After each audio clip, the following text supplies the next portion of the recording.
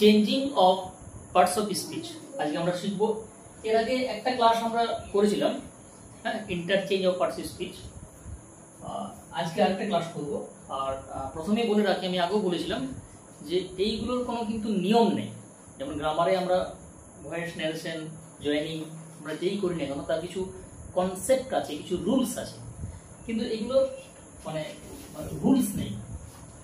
এদের ফর্মটা জানতে হবে এবং তারপর প্র্যাকটিস করতে করতে কিন্তু হবে। হ্যাঁ, চল তোরা সাথে সাথে করে যাবি। দেখ, ফার্স্ট কোশ্চেন হচ্ছে যে he is a professional singer. আচ্ছা, এটাতে আন্ডারলাইন হবে। প্রফেশনাল মানে কি রে? পেশাদার। প্রফেশনাল মানে কি? পেশাদার। আচ্ছা, এটা কিসে আছে বলতো? এটা আছে আমার অ্যাডজেক্টিভে। প্রফেশনাল কি? অ্যাডজেক্টিভ। আচ্ছা, এটা কিসে করতে হবে? এটা করতে হবে আমার নাউনে। তাহলে কিভাবে হবে? দেখ, he is a singer, he is a singer by profession.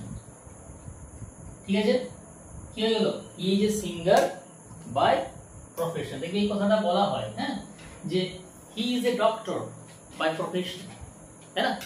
He is a teacher by profession. Okay, তো প্রফেশনাল হয়ে গেল অ্যাডজেক্টিভ এবং প্রফেশন হয়ে গেল কি কি নাউন ফর্ম। বোঝা গেল?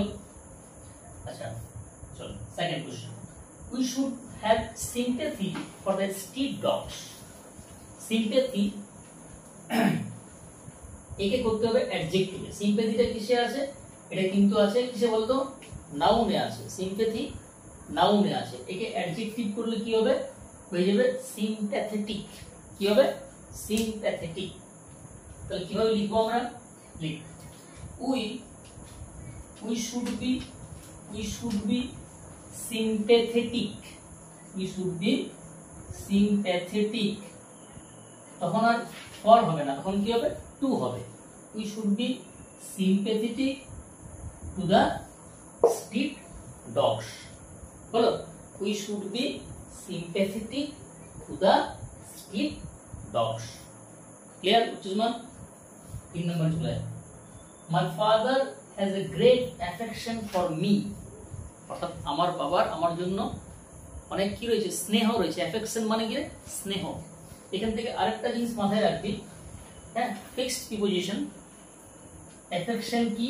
ফর বসে, কিন্তু অ্যাফেকশনেট কি হয়? টু হয়। লিখে রাখবি সবাই, অ্যাফেকশনেট কি হয়? টু হয়। ওকে, অ্যাফেকশন ফর মানে কি? স্নেহ। আর অ্যাফেকশনেট টু মানে কি? স্নেহশীল। এখন থেকে কিন্তু এগুলো নোট করবি, হ্যাঁ, এগুলো কিন্তু পরবর্তী কালে যে খুব কাজে লাগবে আর কি। ফিক্সড প্রিপোজিশন কিন্তু বিভিন্ন পরীক্ষায় আসে। তাহলে কি বললাম? অ্যাফেকশন ফর মানে কি? স্নেহ। অ্যাফেকশনেট টু মানে কি? স্নেহশীল। অ্যাফেকশনটা হচ্ছে নাউন, অ্যাফেকশনেট হচ্ছে অ্যাডজেক্টিভ। ক্লিয়ার? তাহলে কি হবে? My father is very affectionate to me. My father is very affectionate to me. বুঝা গেল? এখানে দেখো affectionate for affectionate to বললাম তো। আচ্ছা, এখানে দেখো নাউনের আগে কিন্তু গ্রেট বসছে। affectionate কি? নাউন, এর আগে কি বসছে? গ্রেট। ওকে, এবং এটা আমার কি? অ্যাফেকশনটা কি আমার? অ্যাডজেক্টিভ, এর আগে কি বসছে? ভেরি। খেয়াল রাখছি। চলে আয় 4 নম্বরে। Smoking is injurious to our health. এটা বলা হয় যে ধূমপান আমাদের স্বাস্থ্যের পক্ষে কি? ক্ষতিকর। এটা কিসে আছে? এটা অ্যাডজেক্টিভে আছে। এটা করতে হবে কি? ভার্বে। কি করব আমরা? কি করব রে? Smoking injuries our health. কি হলো? Smoking injuries our health. Clear? চল আমরা চলে আসি নাম্বার 5 এ। Riya said modestly. modestly মানে কি? খুব মানে নম্রভাবে, ভদ্রভাবে। এটা কিসে আছে বলতো? এটা আছে আমার অ্যাডভার্ব। একে করতে হবে নাউন। নাউন করলে কি করব আমরা? যে রিয়া said with modesty, ঠিক আছে, he has saved with modesty। আচ্ছা modesty হচ্ছে অ্যাডভার্ব, modesty হচ্ছে নাউন। আচ্ছা বলতো এর অ্যাডজেক্টিভ ফর্ম কি হবে? কি হবে? modest। কি হবে? the man is quite worker, the man is quite worker, ঠিক আছে। এখানে দেখ quite এই শব্দটা quite আছে, একে বলতে হবে অ্যাডভার্ব। এটা কিসে আছে বলতো? এটা আছে কিসে? আমার অ্যাডজেক্টিভে আছে। একে যদি আমি অ্যাডভার্ব করে দিলে তাহলে কি হবে? quite কি হবে? তাহলে কি হবে? the man works, কি হবে? quietly, the man works quietly। আরে এই কালারটা দেখা যাচ্ছে, দেখ না আসছে কালার। the man works কি হবে? quietly। ওকে চলো, বলছে evidently he desires it। একে দেখ evidently এটা কিসে আছে বলতো? এটা আছে আমার অ্যাডভার্ব। একে যদি অ্যাডজেক্টিভ করি তাহলে কি করব? কি করব আমি? it is evident that, it is evident, it is evident that he desires it। clear? 6 number 8 that they were received warmly, they were received warmly, ঠিক আছে। এখানে warmly কিসে আছে বলতো? এটা আছে আমার অ্যাডভার্ব, তাই না?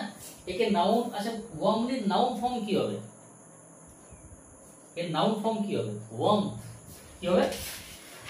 warm। ওকে অ্যাডজেক্টিভ কি হবে রে? warm, w a r m। আমাদের warmly হচ্ছে অ্যাডভার্ব, warmth হচ্ছে নাউন, আর warm w a r m এটা হচ্ছে কি? আমার উষ্ণতা সহকারে আমন্ত্রণ, মানে রিসিভ করা হয়েছিল। হ্যাঁ, উষ্ণতা সহকারে মানে কি? খুব সাদরে। উষ্ণতা মানে কি? এখানে সাদরে। হ্যাঁ, তাদেরকে খুব কি বলবি যে খুব তাদেরকে খুব সাদরভাবে আমন্ত্রণ করা হয়েছিল, বা অভ্যর্থনা জানানো হয়েছিল, বা ওয়েলকাম করা হয়েছিল আর কি। খুব ভালোভাবে আর কি। আচ্ছা কিভাবে লিখবি এটা তাহলে? দে ওয়্যার রিসিভড, কি হবে? With warmth. ঠিক আছে, তোরা একটা ভালো লক্ষ্য কর, তাই যেখানে প্রিপোজিশন বসছে না, ফর বল, উইথ বল, দেখ তারপরে কিন্তু একটা নাউন বসছে। হ্যাঁ, ফলে সেন্টেন্সটা ভালো করে পড়বি, বুঝে মুখস্থ করবি। ঠিক আছে, আমি কি বললাম, এগুলো কিন্তু নিয়ম কোনো নেই।